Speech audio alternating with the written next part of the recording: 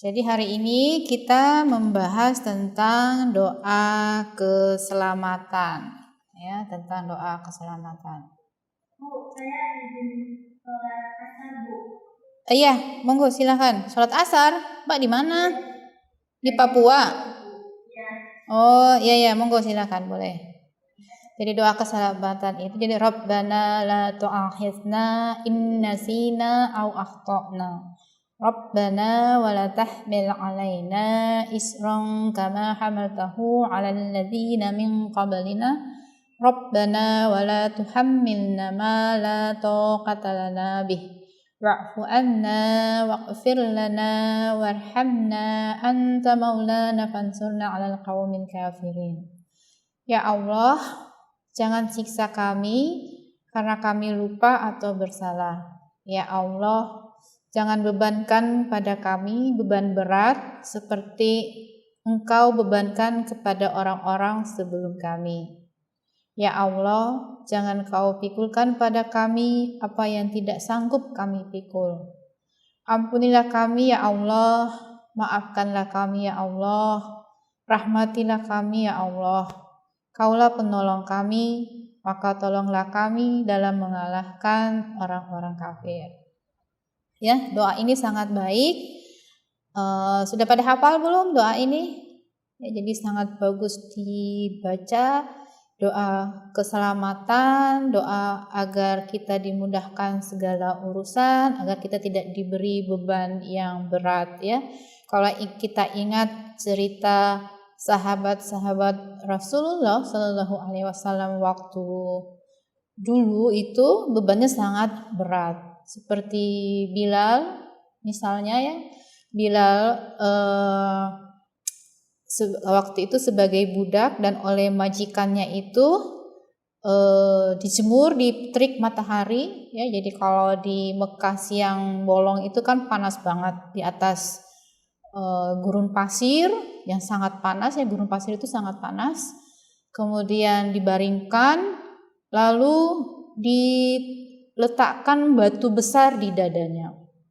Jadi Masya Allah, saat itu Bilal masih menyebut Allah Ahad, Allah Ahad gitu, ya, Allah satu, seperti itu. Jadi Masya Allah, luar biasa perjuangan sahabat-sahabat Rasulullah SAW ketika dulu. Nah, dengan doa ini kita memohon kepada Allah jangan kita diberi beban yang berat seperti umat-umat yang terdahulu. Seperti itu, berat banget umat-umat terdahulu itu, ya. Perjuangan Rasulullah itu berat banget. Kita nggak akan bisa, ya, seperti umat yang lalu. Karena itu kita memohon doa ini, ya. Jadi kalau kita ada masalah, kita lagi galau, kita baca doa ini. Kalau kita lupa atau kita salah, kita khilaf, kita mohon ampun, ya. Jangan siksa kami ya Allah kalau kami lupa, jangan siksa kami kalau kami khilaf misalnya, seperti itu, ya. Jadi doa ini sangat bagus untuk kita hafal. Sudah pada hafal belum semua doa ini? Ya, dihafal kemudian dibaca karena sangat lengkap, ya. Artinya sangat bagus, ya. Jadi yang tadi wa'fu anna, ampunilah kami, waghfir lana, maafkanlah dosa-dosa kami, kemudian rahmatilah kan, warhamna, rahmatilah, kita mohon rahmat dari Allah, ya. Wallahu a'lam bishawab. Semoga kita bisa mendapat hikmah dan semoga Allah meridai usaha kita, gitu, ya. Amin ya rabbal alamin.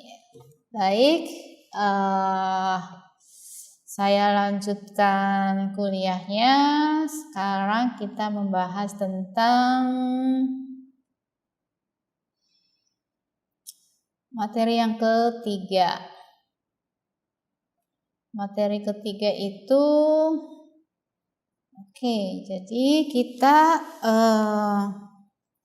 perangkat dasar, kita mempelajari tentang perangkat dasar kimia analitik. Hari ini kita mempelajari tentang perangkat dasar, kita belajar tentang perangkat dasar kimia analitik. Apa saja yang kita pelajari di sini? yaitu tentang macam-macam reaksi. Jadi ada reaksi pengendapan, ada reaksi asam basa, kompleks redoks, kemudian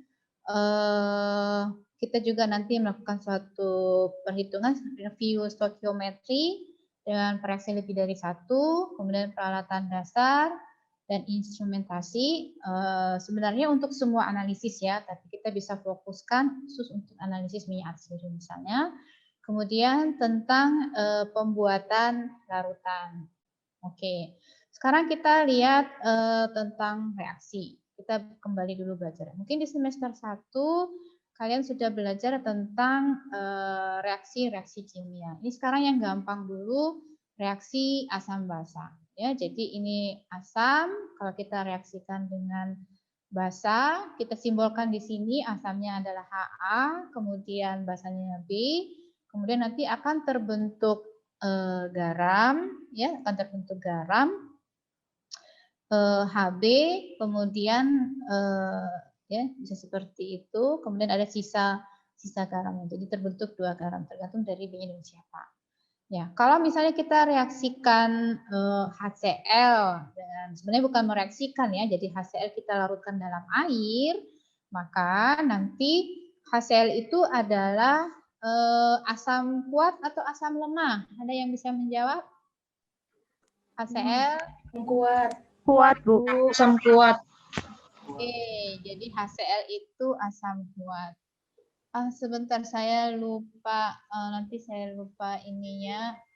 Yang tilawah tadi siapa? Mbak siapa? Fadila, Bu. Iya, Mbak Fadila ya. Nanti saya lupa masukin nilai bonusnya, harus ditulis dulu. Ya, jadi HCl itu asam kuat. Jadi kalau asam kuat itu hidrolisis sempurna ya. Jadi dia terurai sempurna. Jadi akan membentuk H3O+ dan Cl-. Dengan demikian walaupun dia tidak bereaksi ya sebenarnya karena ini hanya proses pelarutan, H2O itu kalau ketemu dengan HCl akan bersifat sebagai basa. Gitu. Nah, sebaliknya kalau kita melarutkan amonia NH3 akan terbentuk amonium hidroksida, maka H2O tadi yang dengan HCl bersifat sebagai basa. Nah, kalau dengan NH3, nah dia bersifat sebagai asam. Begitu ya. Jadi reaksinya akan membentuk NH4+ dan OH. Berarti pertanyaannya mungkin tanya, jadi H2 itu sebenarnya apa toh Bu? Gitu ya. Jadi tergantung dia berteman dengan siapa gitu ya.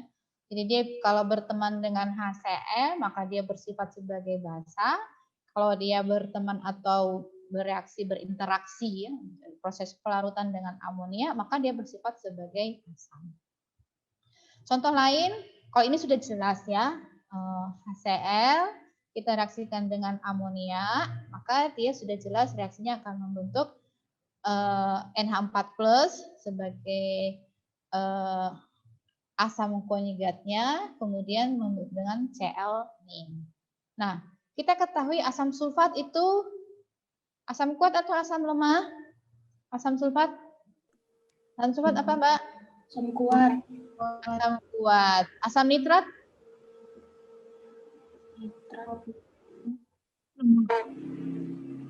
Asam nitrat ini, HNO3 ini asam nitrat. Kita sudah kuliah teknik laboratorium dengan saya ya. Kuat atau lemah asam nitrat? Kuat, Bu. Asam kuat juga. Ya. Tapi kalau kita mencampurkan asam sulfat dengan asam nitrat, walaupun dia sama-sama asam, nah dalam proses pencampuran itu, maka kekuatan asam sulfat itu lebih kuat daripada asam nitrat. Sehingga asam nitrat itu di sini berperan seolah-olah seperti basa dalam reaksi asam basa. Paham maksudnya? Jadi bukan berarti dia basa, tetapi dalam reaksi ini dia seolah-olah berperan sebagai basa. Ya, kita sudah belajar konsep asam basa kan? Apa konsep asam basa? Ada berapa? Arrhenius, Bronsted Lowry, kemudian Lewis, ya. Kalau ini prinsip asam basa apa? Siapa yang bisa jawab? Safira. Safira bisa menjawabkan? Safira? Maaf Bu, ini layarnya saya hitam Bu, jadi nggak bisa lihat. Waduh, Ya, kasihan sekali. tiba-tiba nge-lag Bu. Ini saya mau keluar dulu, nanti tolong ACC ya Bu. Oh iya, oke. Suherti. Ya, Bu. Saya jadi lupa pertanyaan saya apa tadi. Apa tadi pertanyaan saya?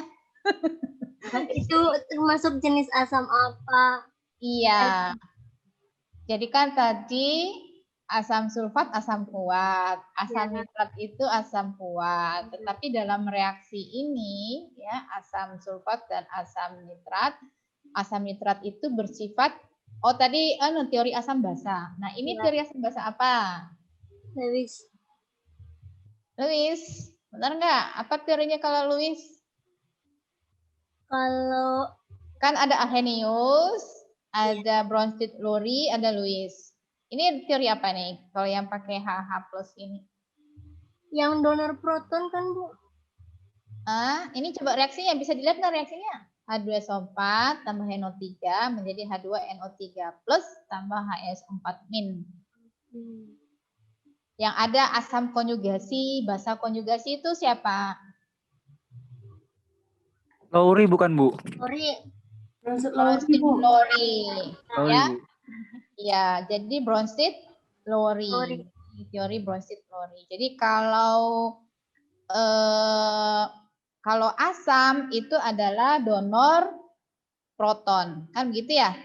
Kalau basa itu akseptor proton. Jadi asam melepaskan donor, melepaskan proton. Makanya di sini H2SO4 yang melepaskan proton di sini kan H2SO4. Sehingga asam sulfat di sini berfungsi sebagai asam. Asam nitrat itu menerima, ya. Jadi dia akseptor menerima proton menjadi H2NO3+, sehingga dia di sini dalam reaksi ini bersifat sebagai basa. Paham sekarang? Jadi sebenarnya dia adalah asam, tapi kalau dia direaksikan dengan asam yang lebih kuat, dicampurkan, maka dia di dalam reaksi ini bersifat sebagai basa. Jadi ini adalah teori asam basa Bronsted Lowry. Sudah jelas? Sudah paham? Ya? Jadi bukan berarti di sini asam nitrat sebagai sifatnya basa loh, bukan ya, tapi dalam reaksi ini. Sama seperti tadi H2O, ya. H2O itu kalau dicampur dengan asam klorida bersifat sebagai basa, kalau dicampur dengan amonia dia bersifat sebagai asam. Gitu ya? Jelas?